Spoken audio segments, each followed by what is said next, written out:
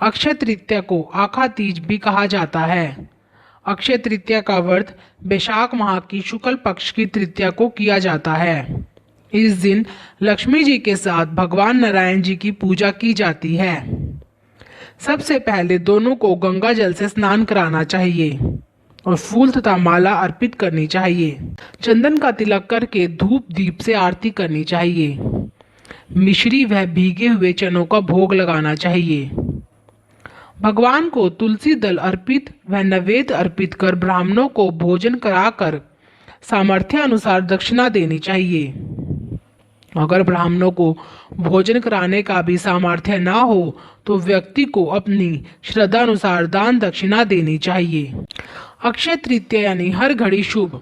अक्षय तृतीया के दिन किया गया कोई भी काम बेकार नहीं जाता, इसलिए इसे अक्षय तृतीया कहा गया है।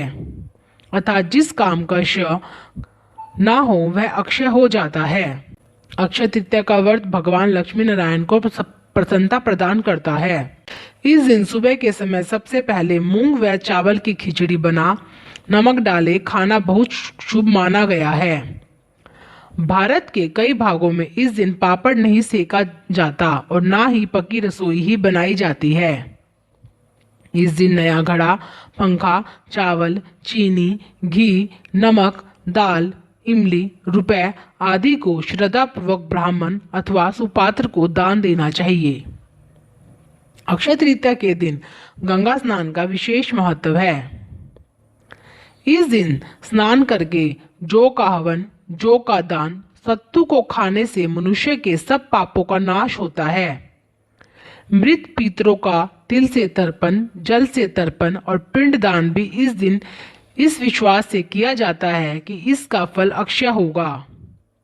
इस दिन भगवान श्री कृष्ण की मूर्ति पर जो व्यक्ति चंदन या इत्र का लेपन करेगा वह व्यक्ति अंत में वैकुंठ को प्राप्त होता है। अक्षय तृतीया व्रत कथा। प्राचीन समय में महोदय नामक एक वैश्य कुशावती नगरी में निवास करता था। महोदय को अपने सौभाग्य से एक पंडित द्वारा अक्षय तृतीया के व्रत की जानकारी मिली। उसने पूरी श्रद्धा व भक्ति भाव से नियम पूर्वक यह व्रत रखा। व्रत के प्रभाव से वैश्य कुशावती नगरी का महाप्रतापी व शक्तिशाली राजा बन गया। उसके खजाने में स्वर्ण मुद्राओं व हीरे जवाहरात की कमी न थी। वह स्वभाव से बहुत दानी था और इसलिए उदार मन से बिना कुछ सोचे दोनों हाथों से खूब दान किया करता था। राजा के वैभव, सुख व शांति को देखकर कुछ जिज्ञासु लोगों ने इसका कारण राजा से जानना चाहा। राजा ने स्पष्ट रूप से अक्षय तृतीया व्रत की कथा को सभी लोगों को सुनाया तथा व्रत की कृपा के बारे में भी लोगों को बताया। राजा से इस व्रत की महिमा सुनकर जिज्ञासु लोगों तथा राजा की प्रजा ने नियम और विधि विधान से इस व्रत को करना आरंभ किया। अक्षय तृतीया के इस व्रत के पुण्य प्रताप से सभी नगरवासी धन तथा धान्य से भरपूर हो गए। सभी वैभवशाली और सुखी जीवन जीने लगे। यदि कोई अक्षय तृतीया का व्रत करता है तब अक्षय माता से यही विनती करे कि जिस तरह से उन लोगों की विनती आपने सुनी ठीक वैसे ही वह आप पर भी कृपया दृष्टि बनाए रखें। भारतीय परिवेश में अक्षय तृतीया का महत्व।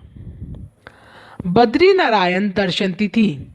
इस तिथि को चारों धामों में से उल्लेखनीय एक धाम भगवान श्री बद्री नारायण के पट खुलते हैं। दर्शनार्थियों एवं भक्तों की अपार भीड़ रहती है।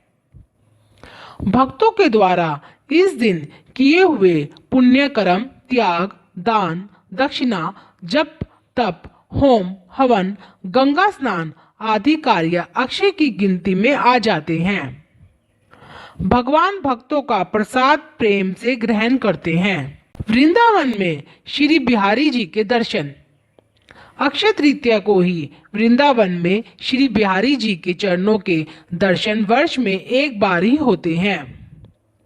वृंदावन में केवल इसी दिन बिहारी जी के पांवों के दर्शन होते हैं। देश के कोने कोने से श्रद्धालु भक्तजन चरण दर्शन के लिए वृंदावन पधारते हैं। किसी भी शुभ कार्य को करने के लिए यह दिन अत्यधिक शुभ माना गया है। खासकर किसी को विवाह का शुभ मुहूर्त ना मिल रहा हो तब वह इस दिन विवाह कर सकते हैं। आत्म विश्लेषण अथवा आत्म निरीक्षण तिथि। यह तिथि हमें स्वयं को टटोलने के लिए आत्म अन्वेषण, आत्म विवेचन और अवलोकन की प्रेरणा देने वाला है। यह दिन निज मनु मुकुरु सुधारी का दिन है। श के कार्यों के स्थान पर अक्षय कार्य करने का दिन है। इस दिन हमें देखना समझना होगा कि भौतिक रूप से दिखाई देने वाला यह स्थूल शरीर संसार और संसार की समस्त वस्तुएं श धर्मा है, अक्षय धर्मा नहीं है। श धर्मा वस्तुएं असद्भावना, असद्विचार, अहंकार, स्वार्थ, काम, क्रोध तथा लोभ पैदा करती है, जिन्हें भगवान श्री कृष्ण ने गीता में आसुरी वृत्ति कहा है। कि अक्षय धर्मा सकारात्मक चिंतन मनन हमें देवी संपदा की ओर ले जाता है। इससे हमें त्याग, परोपकार, मैत्री, करुणा और प्रेम पाकर परम शांति पाते हैं, अर्थात व्यक्ति को दिव्य गुणों की प्राप्ति होती है। इस दृष्टि से यह तिथि हमें जीवन मूल्यों का वर्ण करने का संदेश देती है, सत्यमेव जयते की अग्रसर करती है। परशुराम जयंती। इसी दिन नर नारायण परशुराम और अहग्रीव का अवतार हुआ था, इसलिए इनकी जयंतियां भी अक्षय तृतीया को मनाई जाती है। श्री परशुराम जी प्रशोध काल में प्रकट हुए थे, इसलिए यदि द्वितीया को मध्या में से पहले तृतीया आ जाए तो उस दिन अक्षय तृतीया, नर नारायण जयंती, हयग्रीव जयंती सभी संपन्न की जाती है। इसे परशुराम तीज भी कहते हैं। परशुराम जी की गिनती चिरंजीवी महात्माओं में की जाती है, अतः यह तिथि चिरंजीवी तिथि भी कहलाती है। भगवान परशुराम विष्णु के 6वें अवतार थे। वैशाख शुक्ल की तृतीया की रात्रि के प्रथम पहर में भगवान परशुराम का जन्म हुआ था। सकत पुराण एवं भविष्य पुराण में भगवान परशुराम के जन्म पत्रिका उपलब्ध है। भगवान परशुराम के जन्म पत्रिका में 9 ग्रहों में से 8 ग्रहों की उच्चता है, इसलिए भगवान परशुराम का विष्णु के अवतार के रूप में जन्म हुआ। अक्षय तृतीया बड़ी पवित्र और सुख सौभाग्य देने वाली तिथि है। सामाजिक पर्व के रूप में अक्षय तृतीया। आखा तीज का दिन सामाजिक पर्व का दिन है। इस दिन कोई दूसरा मुहूर्त न देखकर स्वयं सिद्ध अभिजित शुभ मुहूर्त के कारण विवाह उत्सव आदि मांगलिक कार्य संपन्न किए जाते हैं। नए कार्य शुरू करने के लिए इस तिथि को शुभ माना गया है। इस दिन भगवान विष्णु को सत्तू का भोग लगाया जाता है, प्रसाद में इसे ही बांटा जाता है। इस दिन गरीबों को चावल, नमक, घी, फल, वस्त्र, मिष्ठान आदि का दान करना चाहिए और व्रत रखना चाहिए। अक्षय तृतीया वाले दिन दिया गया दान अक्षय पुण्य के रूप में संचित होता है। इस दिन अपने सामर्थ्य के अनुसार अधिक से अधिक दान पुण्य करना चाहिए। इस तिथि पर ईख के रस से बने पदार्थ, दही, चावल, दूध से बने व्यंजन, खरबूजा, लड्डू का भोग लगाकर दान करने का भी विधान है। अक्षय ग्रंथ गीता।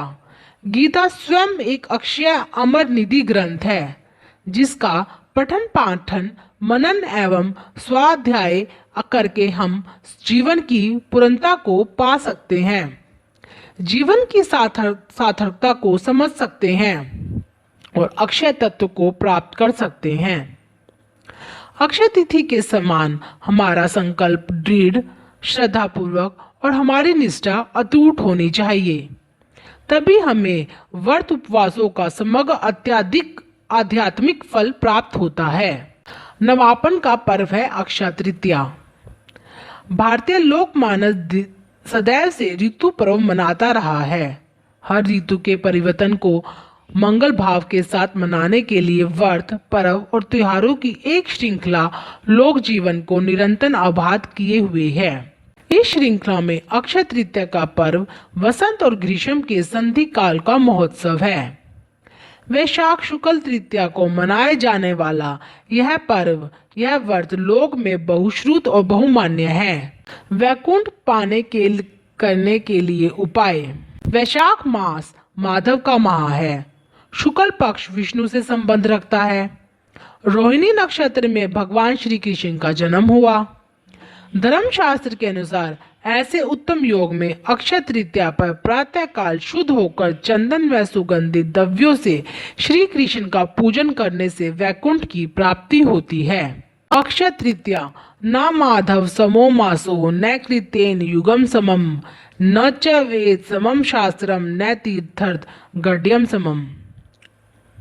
वैशाख के समान कोई मास नहीं है, सतयुग के समान कोई युग नहीं है, वेद के समान कोई शास्त्र नहीं है और गंगा जी के समान कोई तीर्थ नहीं है।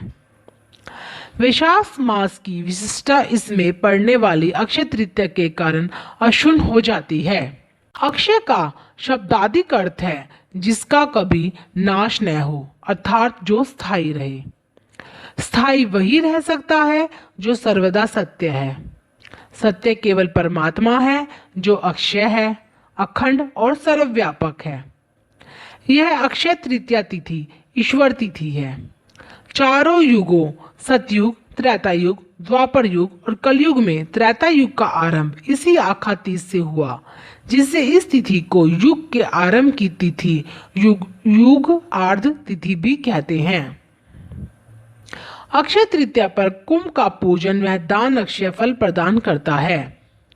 धर्मशास्त्र की मान्यता अनुसार यदि इस दिन नक्षत्र व योग का शुभ योग भी बन रहा हो तो इसे महत्व में और वृद्धि होती है। आखा तीज अभुज अमूर्त मानी गई है। अक्षय तृतीया से समस्त मांगलिक कार्य प्रारंभ हो जाते हैं। हालांकि मेष राशि के सूर्य में धार्मिक कार्य आरंभ माने जाते हैं, लेकिन शास्त्रीय मान्यता अनुसार सूर्य की प्रबलता व शुक्ल पक्ष की उपस्थिति में मांगलिक कार्य करना अति श्रेष्ठ है। जल से भरे कुंभ को मंदिर में दान करने से ब्रह्मा, विष्णु व महेश की कृपा प्राप्त होती है। वही कुंभ का पंचोपचार पूजन व तिल फल आदि से परिपूर्ण कर वैदिक ब्राह्मण को दान देने से पितरों को अक्षय तृप्ति होती है। ऐसा करने से पितृ तृप्त होकर आशीर्वाद प्रदान करते हैं। यदि यह तृतीया कृतिका नक्षत्र से युक्त हो तो विशेष फलदायिनी होती है। भविष्य पुराण यह भी कहता है कि इस तिथि की युगादि तिथियों में गणना होती है, क्योंकि कृतयुग सतयुग का क्लब भेद से त्रेता युग का प्रारंभ इसी तिथि से हुआ है। इसमें जल से भरे कलश, पंखे, चरण पादुकाएं, पात्रान, छाता, गो, भूमि, स्वर्ण पात्र आदि का दान पुण्यकारी माना गया है। इस दान के पीछे यह लोक विश्वास है कि इस दिन जिन जिन वस्तुओं का दान दिया जाएगा, ये समस्त वस्तुएं स्वर्ग में गर्मी के ऋतु में प्राप्त होंगी। इस व्रत में गढ़ा, कुल्हड़, सकोरा आदि रखकर पूजा की जाती है। बुंदेलखंड में यह व्रत अक्षय तृतीया से आरंभ होकर पूर्णिमा तक बड़ी धूमधाम से मनाया जाता है। कुंवारी कन्याएं अपने भाई, पिता, बाबा तथा गांव घर के कुटुंब के लोगों को शगुन बांटती हैं और गीत गाती है, जिसमें एक दिन पीहर ना जा पाने की कचोट व्यक्त होती है। अक्षय तृतीया को राजस्थान में वर्षा के लिए शकुन निकाला जाता है और वर्षा की कामना की जाती है। तथा लड़कियां झुंड बनाकर घर घर जाकर शगुन गीत गाती है। लड़के पतंग उड़ाते हैं। सतनजा यानी 7 अन्न से पूजा की जाती है। मालवा में नए घर के ऊपर खरबूजा और आम पात्र रखकर पूजा होती है। किसानों के लिए यह नव वर्ष के आरंभ का शुभ दिन माना जाता है। इस दिन कृषि कार्य का आरंभ शुभ और समृद्धि देगा, ऐसा विश्वास किया जाता है। इस दिन गौरी की पूजा भी की जाती है। सधवा स्त्रियां और कन्याएं गौरी पूजा करके मिठाई, फल और भीगे हुए चने बांटती हैं। गौरी पार्वती माँ की पूजा करके धातु या मिट्टी के कलश में जल, फल, फूल, तिल, अन्न आदि भरकर दान करती है।